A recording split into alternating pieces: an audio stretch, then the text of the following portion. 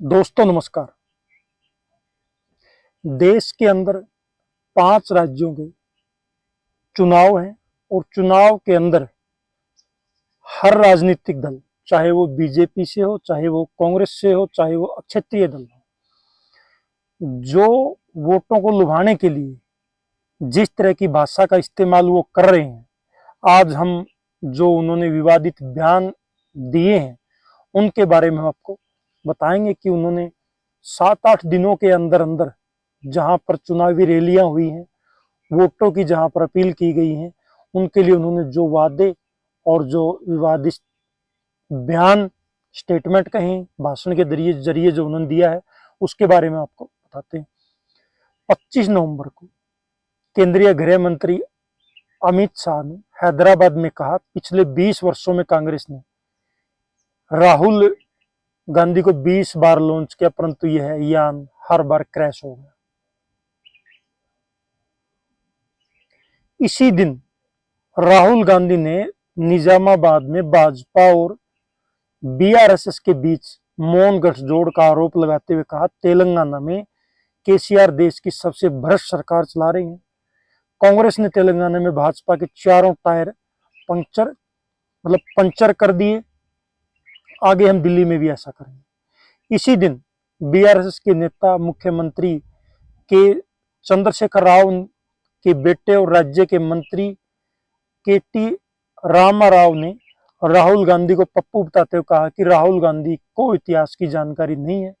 तथा 2014 में ही अपनी नौकरी गंवा देने के कारण वह आज बेरोजगार है। 26 नवंबर को के टी रामा राव ने कहा, राहुल गांधी की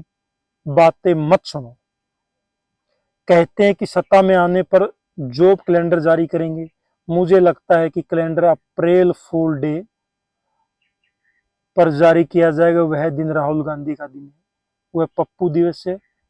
वह सभी को मूर्ख बना रहे हैं। 26 नवंबर को छत्तीसगढ़ के मुख्यमंत्री भूपेश बघेल ने रायपुर में कहा, भारतीय जनता पार्टी भगवान राम के नाम पर वोट तथा नोट दोनों कमा रही है और राम के नाम पर धंधा कर रही है। रामशिला के लिए पैसे के लिए, लेकिन इसका कोई हिसाब किताब नहीं है। राम जन्मभूमि सतली में लाखों की जमीन खरीद कर करोड़ों में बेची जा रही है। ये भी उनका आपस का जो विवादित बयान है। 26 नवंबर को भाजपा अध्यक्ष जेपी नड्डा ने हैदराबाद में तेलंगाना में सत्तारूढ़ पार्टी भारतीय राष्ट्र समिति बीआरएस पर तंज कसते हुए कहा है कि बीआरएस का मतलब है कि भ्रष्टाचारी राक्षसी समिति तथा कांग्रेस कमीशन भ्रष्टाचार और अपराध की प्रतीक। 26 नवंबर को अमित शाह ने हैदराबाद की एक चुनावी सभा में कहा, कांग्रेस के विधायक चीनी माल की तरह हैं, जिनकी कोई गारंटी नहीं है। तेलंगाना में सत्तारूढ़ बीआरएस और कांग्रेस के बीच डील हुई, वोटों की जो डील हुई, कांग्रेस को वोट देने का मतलब है बीआरएस को वोट देना। डील के अनुसार कांग्रेस तेलंगाना में चंद्रशेखर राव को फिर मुख्यमंत्री बनाएगी और बदले में बीआरएस राहुल गांधी को प्रधानमंत्री बनने में मदद करेगी। ये इनकी आपसी जो तंज है राजनेताओं के, जो चले हुए वोटों के लिए अपील करना, लोगों को वोटरों को रिझाने के लिए एक दूसरे के ऊपर कमेंट करना, ये राजनीतिक जो गठजोड़ है जो चला हुआ एक अन्य चुनावी सभा में अमित शाह बोले, तेलंगाना के मुख्यमंत्री के चंद्रशेखर राव की भ्रष्ट सरकार को गैराज में धकेलने का समय आ गया है, इसे रिटायरमेंट दे दी जाए। 26 नवंबर को प्रधानमंत्री नरेंद्र मोदी ने हैदराबाद में आरोप लगाया, कांग्रेस और बीआरएस दोनों एक दूसरे की कार्बन कॉपी है। कांग्रेस केसीआर के सामने दोनों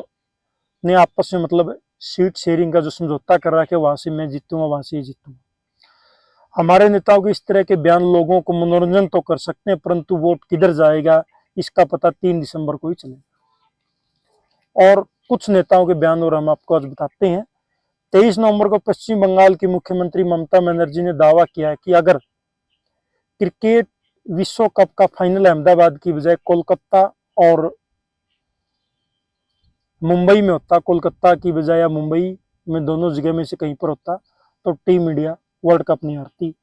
ये भी एक जो इस तरह के स्टेटमेंट राजनेता देते हैं ना, ये अपने आप में सोचने के लायक है। 25 नवंबर को हैदराबाद के तेलंगाना के मुख्यमंत्री चंद्रशेखर राव की बेटी और विधान परिषद सदस्य के कविता ने कोरुतल्ला में एक चुनावी रैली में बोलते हुए केंद्रीय गृह मंत्री अमित शाह को अब्दुल्ला शाह झूठों का सरदार करार देते हुए कहा, चुनाव के दौरान अमित शाह कुछ भी बोल सकते हैं। ये मैंने जो एक सप्ताह के अंदर 5 राज्यों के अंदर जो चुनाव हुए, जिस जिस नेता ने जो स्टेटमेंट दी एक दूसरे के खिलाफ, पार्टी के खिलाफ या निजी बयानबाजी जो उन्होंने की, ये लोगों को के मनोरंजन का साधन तो हो सकता है चुनावी रैली के दौरान, पर वोट बैंक में तब्दील होना ये मायने नहीं रखता। ये 3 तारीख को ही, 3 दिसंबर को ही आने वाले जो चुनावी नतीजे होंगे उनके अंदर ही इसका पता चलेगा। और मेरा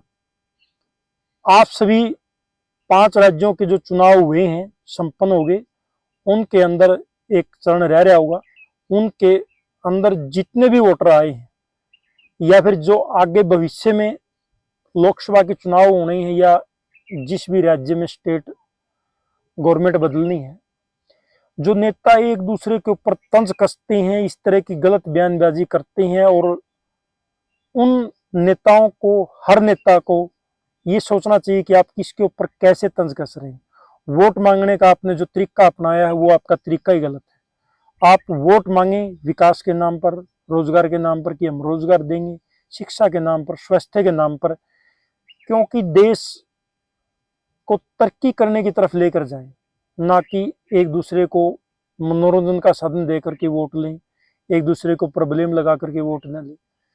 मेरा सभी नेताओं से और जनता से मेरी एक अपील है कि जो इस तरह के नेता हैं और जो गुमराह करते हैं, जनता को गुमराह करके वोट ले जाते हैं और 5 साल के बाद वो आते हैं,